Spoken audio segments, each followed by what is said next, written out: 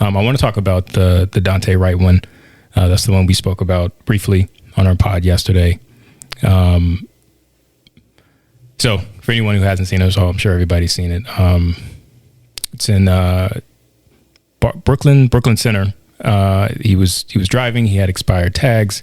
That's why it was pulled. And then I guess the cops saw that he had something hanging from his rear view, air freshener, which my wife didn't know was technically you can be cited or pulled over for that depending upon where you are, I think. And nationwide, it depends on it depends on the county. Not all states, I'm sure. Not all. I have the little thing to pick up our daughter, and it's hanging from our rear view. Yeah. So am I going to get pulled for that?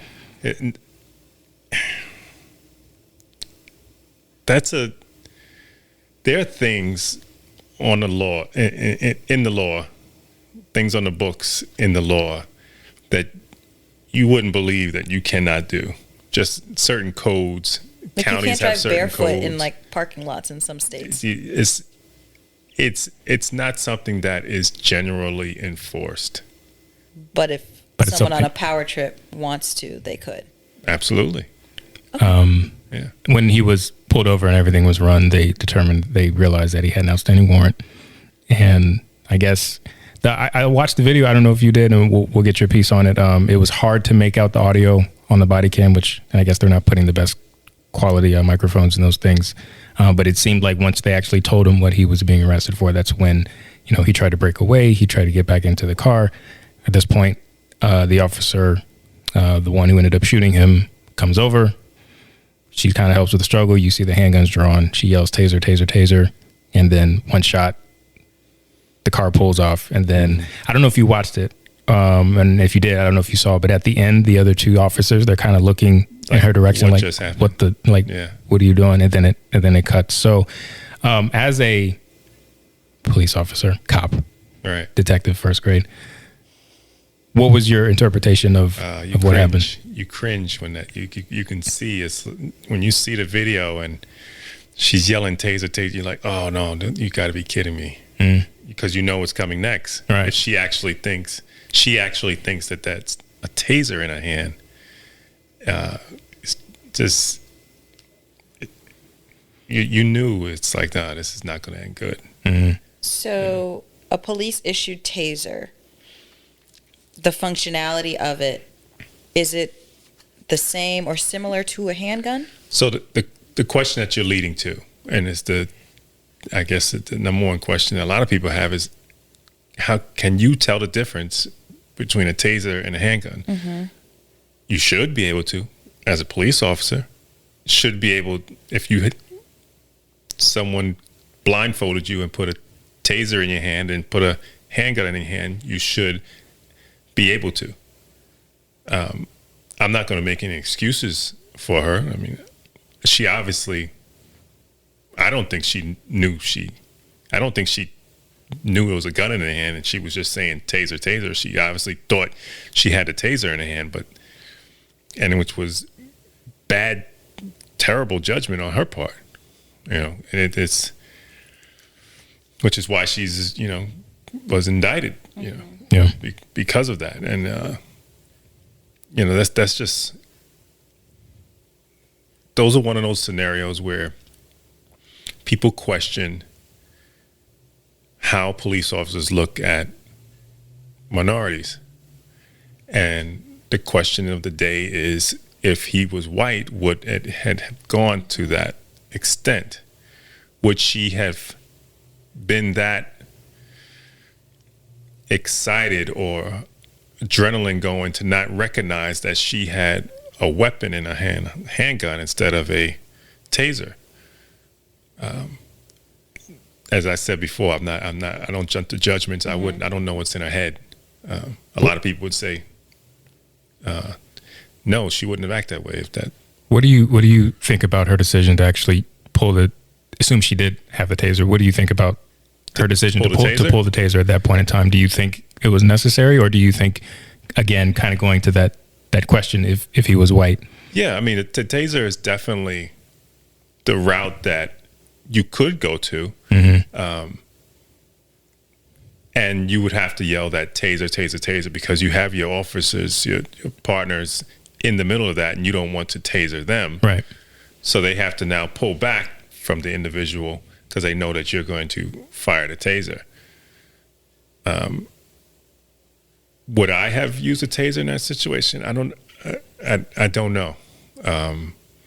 There could be, you could feel that you could physically overpower that person. So you may not go to your taser. You can just physically overpower them and take them down. But if the taser is something that is there and it's less lethal to utilize, then yes, you should go to it. And that's, I'm sure, how she felt. You know, that you notice the male officers didn't go to the tasers. Right. They probably felt as though they could and physically restrain. And there was one that was, I guess you could call the primary officer, for lack of knowing how you all refrain to whoever's got seniority or in charge, who was actually the one struggling with Daunte, and she actually came in sort of like support, so to speak. So, like you said, he didn't reach for his. He was struggling with him. Yeah, but well, he already had hands on him. Right. And I don't see, once you already have your hands on the person, you're probably going to continue that route until you feel like you're being overpowered. And that happened so fast. So she didn't have hands on him. Right. So she's in her mindset, she's probably like, well, I'm going to taser him because it seems as though they're not getting control of him. And but to not be able to recognize that you don't have a taser in your hand is, I think every cop, you know, that's looking at that is saying, would that be more of like a rookie mistake? Not that it you should would think. be. Okay. But she's been on the force for like 26 years. Yeah. Like she started her career, I think. But we don't know what she was doing for the 25 years. In terms of, and I'm sure every department, you know, your functionality in terms of how you wear things is different, but is it typical that both of those devices would be worn on the same hip? No. They'd the be taser's on the opposite side, and it's considered a cross draw.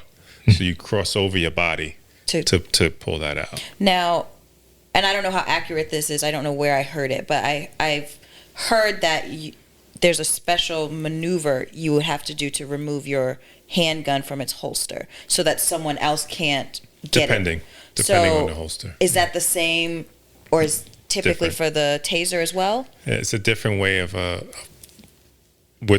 there's always some type of movement that you or mechanism or that you have to adjust in order to remove either weapon, the taser or the handgun, from the holster.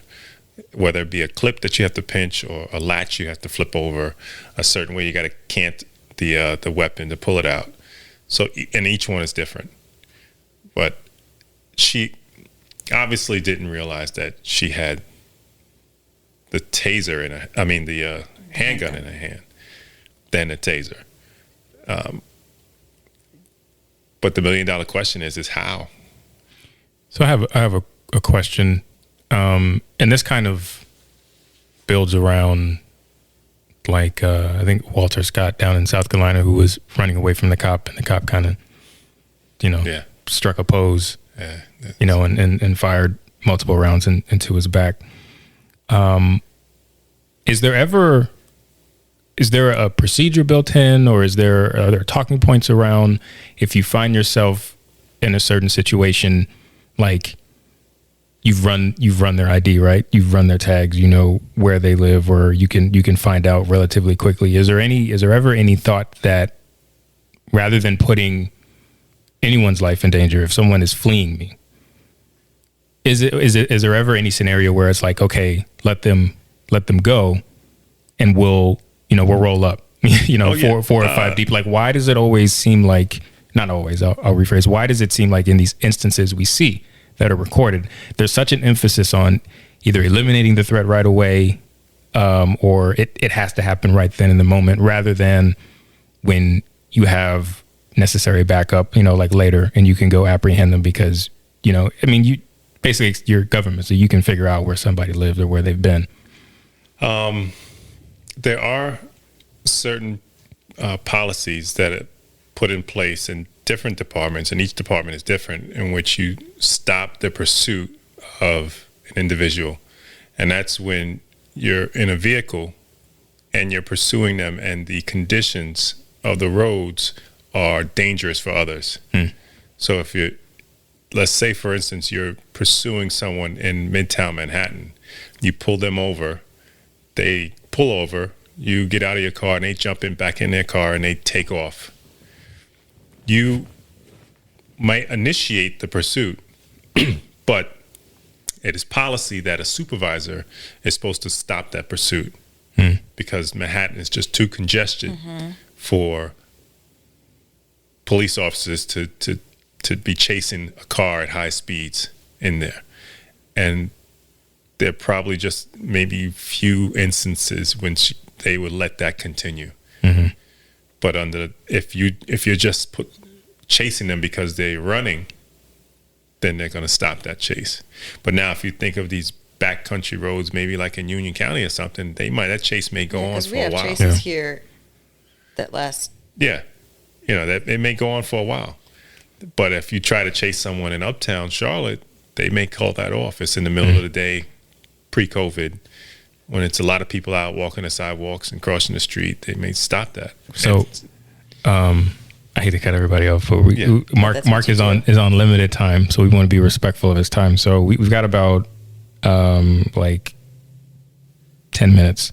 So the Caron Nazario, lieutenant, the Army lieutenant in Virginia, was pulled over in December of last year for, I guess he had 30-day tags, didn't have it displayed where the license plate was. So the cops pulled him over. He drives for about a mile to a place where it's safely lit, where he feels safe. And as they're approaching the car, they already have their guns drawn. And he's, saying, why have I been pulled over? Why have I been pulled over? He gets pepper sprayed. And then eventually he comes out, gets threatened to ride the light trail or something. I think one of the officers said.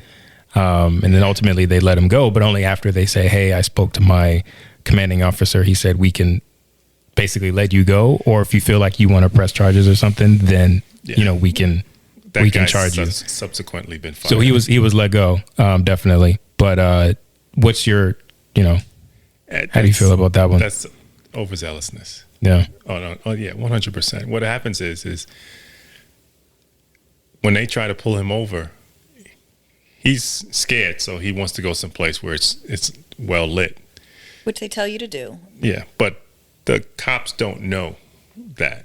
The cops see a guy that's ignoring them. He's probably not speeding. He's going the speed limit. Right. He's just not listening to them. And that's infuriating to some police officers. I've been in that situation. Not trying to pull someone over, but trying to get someone out of my way because I'm trying to get to an emergency. And people won't move. And for a variety of different reasons is what I learned. Not necessarily because they're trying to be offensive, but some people are legitimately don't know what to do. You would think that people would know. I like it here in the South. When the siren comes on, everybody pulls over. It's like the Red Sea. Yeah, it's like just that doesn't happen in New York. You have to go around people sometimes. As a police officer trying to get to an emergency, you have to go around because they won't move over. They may be too scared. It's the cars are going too fast for them. Some may just not be paying attention. The music's blasting in the car. They're in another zone. They don't hear you. And then you may have that one person that just says, go around. It happens, and you learn as a police officer to not take offense to that. But some police officers who they consider themselves that when those blue lights come on and those sirens come on, and you get out of my way or you pull over, and that's what happens. Is it seemed to me he was frustrated at this guy. Why did I have to chase you for a mile doing the speed limit? Yeah. So, and that's where that's how everything led to the way it was. I mean, the lieutenant, has a legitimate concern, and he's even more concerned because the officer is really intense. Yeah, he's wondering why, because the lieutenant is saying to himself, I just wanted to get someplace where it's better lit. I wasn't trying to be disrespectful.